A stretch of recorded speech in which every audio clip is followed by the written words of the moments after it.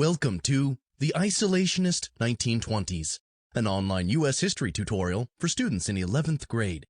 You may know the 1920s as an era of jazz music, prohibition, and skyrocketing stock prices.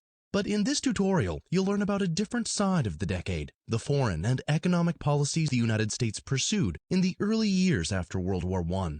By the end of this tutorial, you'll learn why Americans embraced isolationist attitudes after World War I. You'll learn how the U.S. government led efforts to bring about international peace and disarmament. You'll learn about America's foreign economic policy, and you'll be able to evaluate the extent to which the U.S. was truly isolationist during this time period. Let's begin by reviewing some things you may already know. World War I ended in November 1918. The United States was part of the Allies who won the war, along with nations like Great Britain and France. Germany was part of the Central Powers, which lost the war. In 1919, the Allied leaders met in Paris to determine the conditions of the formal peace treaty. The Treaty of Versailles that resulted punished Germany severely.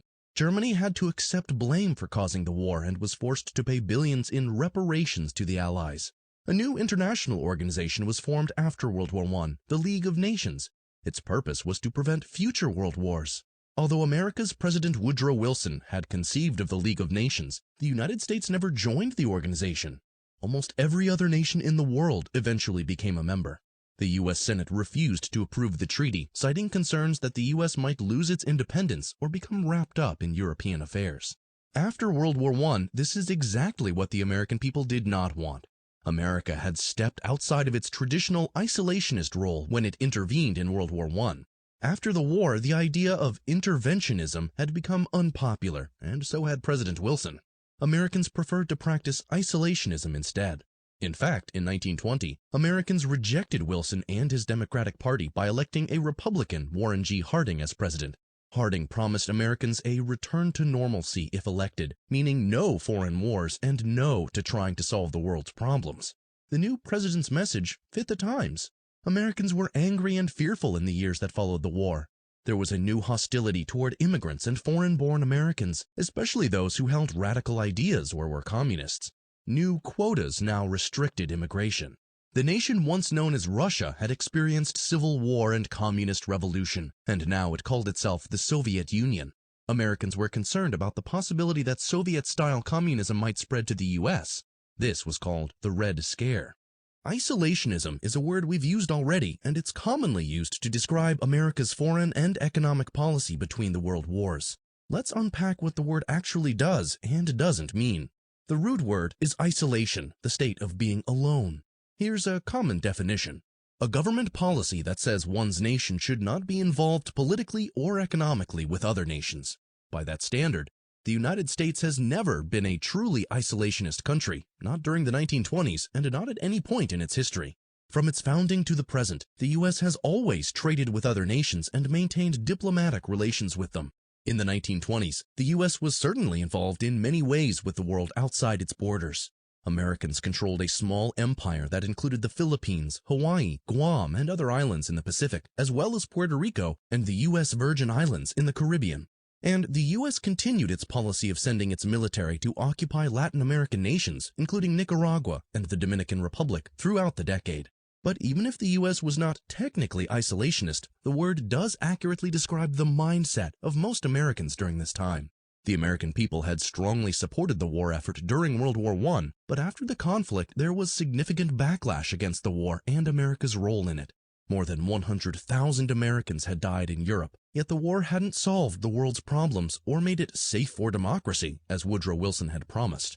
Americans were concerned that continuing to remain part of the European system of treaties, alliances, and wars meant that the United States would lose the independence it had always valued. This is why the Senate, with the support of most Americans, had rejected the League of Nations. Even outside the League, and despite the isolationist mood of the age, the U.S. still continued to play the role of a world leader in many ways in the 20s. As you'll learn on the following slides, the United States was active throughout the decade as a participant in conferences and treaties that attempted to create a peaceful, stable post-war world. Some historians suggest that independent internationalism is a better term than isolationism to describe America between the world wars.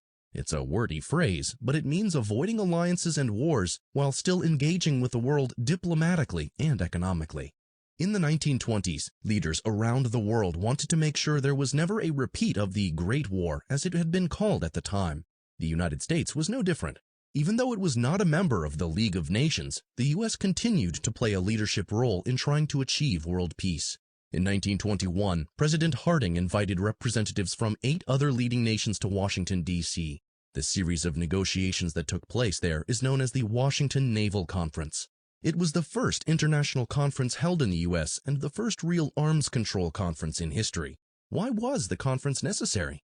Japan, Britain, and the U.S. had the 3 largest navies in the world after World War I. But all 3 wanted to avoid an arms race in which each nation would build more and more expensive and dangerous ships to compete with the others.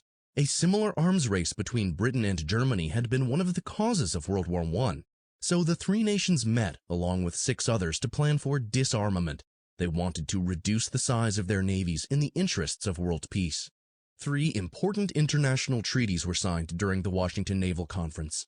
One was called the Four-Power Treaty. The 4 nations that signed it were the United States, Great Britain, France, and Japan. All 4 of these powers had colonies or territories in the Pacific. This meant the potential for conflict. By signing the treaty, they agreed to respect each other's possessions in the region and to communicate fully and frankly in case of any disputes. These same 4 nations, plus Italy, also signed the Five-Power Treaty. All 5 agreed to voluntarily cap and limit the sizes of their navies. They agreed not to construct any new large warships for the next 10 years, and they agreed to stop or cancel production of battleships and battlecruisers that were already being developed. The U.S., for example, agreed not to build 30 new ships under the terms of the treaty. The Five-Power Treaty set limits on the sizes of the navies at a complicated ratio of 5 to 5 to 3 to 1.75 to 1.75, with Britain and the U.S. allowed to have the largest navies of basically equal size. Japan was in the middle, and France and Italy were allowed to have the smallest navies of equal size under the treaty's terms. Basically, this meant that for every 5 ships the US or Britain had, Japan was allowed to have 3 ships, and France and Italy were allowed to have 1.75 ships. To put it another way, if the British and Americans had fleets of 100 ships, the Japanese could have a fleet of 60 ships, and the Italians and French could have fleets of 35 ships each. Not everyone was entirely happy with the treaty. The Japanese, in particular, found it rather insulting, but all preferred it to a dangerous, expensive arms race that might lead to war. One final agreement signed in Washington was the Nine-Power Treaty. All of the attending nations agreed to it. The treaty affirmed the sovereignty and integrity of China and made the open-door policy international law. In 1928, the U.S. Secretary of State Frank Kellogg and France's Foreign Minister Aristide Briand organized a meeting of 15 nations in Paris. They wanted to produce an agreement that would condemn military aggression, in other words, war, as a tool for settling conflicts. Unlike in Washington earlier in the decade, Germany was invited to the conference. So were Italy and Japan, all 3 of the future Axis powers the U.S. would face in World War II. The Soviet Union, however, was not invited. The Soviets were barred from attending by the United States, technically for refusing to honor Russia's war debt from World War I. The Kellogg-Briand Pact signed in Paris was very simple and very idealistic. It condemned recourse to war for the solution of international controversies and denounced war as an instrument of national policy. It also said that the settlement or solution of all disputes or conflicts between nations shall never be sought except by pacific, meaning peaceful, means. To put this in much simpler language, the Kellogg-Briand Pact made war illegal. The agreement did not condemn self-defense. A nation could still defend itself if attacked by another, of course. And the pact wasn't meant to overrule any pre-existing commitments or treaties between nations. There were also no penalties for violating the agreement, nor any real way of enforcing it. Still, the Kellogg-Briand Pact was seen at the time as an important milestone in the effort to achieve international peace. Many more nations continued to sign on to the pact in the years to come, including the Soviet Union. By 1933, almost every nation in the world had done so. You probably know that during the 1920s, America experienced a mostly booming economy. This is partly because of a foreign economic policy that was somewhat isolationist. However, Americans themselves were drawn into the financial problems of the rest of the world anyway. In the early 1920s, the administration of President Harding raised tariffs on imported goods. In 1922, Harding signed the Fordney-McCumber Tariff into law. Tariffs are taxes that other nations have to pay the United States in order to sell their goods in this country. High tariffs make foreign goods more expensive, so more people tend to buy American. In this way, higher tariffs protect American-made goods from competition and give U.S. manufacturing a boost. This did boost the domestic American economy, but it hurt European economies that were still recovering from the war. Because it cost more than normal to sell their goods in the U.S., which hurt trade, European nations had trouble making enough money to pay back their debts from World War I. Britain and France owed the U.S. government billions in war debt, and Germany owed money to everyone, especially France and Britain. Other nations viewed America's high tariffs as hostile. They passed their own high tariffs in response, which made it more expensive for American businesses to sell their goods overseas. In this way, the high tariffs of the 1920s hurt global trade. The consequences of this would soon become clear. In the 1920s, an international crisis stemmed from Germany's inability to pay back its World War I debts, called reparations. The Treaty of Versailles had forced Germany to pay an amount that equaled about $33 billion US. This was a crushing amount of debt. The money was to be paid to the winning allies of the war, especially France, where much of the worst destruction had taken place. In order to prevent Germany from threatening Europe again, the Allies had wanted to keep its economy weak. In this, they succeeded. Almost immediately, Germany failed to make the agreed-upon payments. In response, in 1923, the French moved troops into an industrial region of Germany called the Ruhr and occupied it. They hoped to threaten Germany into making its payments. The world watched to see what would happen. If Germany truly defaulted on its debt and was invaded or became a failed state, no one would benefit. Even the isolationist United States realized it would be hurt by such a scenario. If Germany couldn't pay back Britain and France the money it owed them, then Britain and France could not pay back the money they owed the U.S. To defuse the situation and to promote political and economic stability in Europe, Charles Dawes, an American, agreed to chair a committee to work out a solution. Dawes had served as the director of the federal government's Bureau of the Budget under President Harding. In 1924, the Dawes Committee came up with the following plan. First, the French would evacuate the German Ruhr. Next, reparations payments would be reworked so that Germany could afford to pay them. They would start low but increase over time.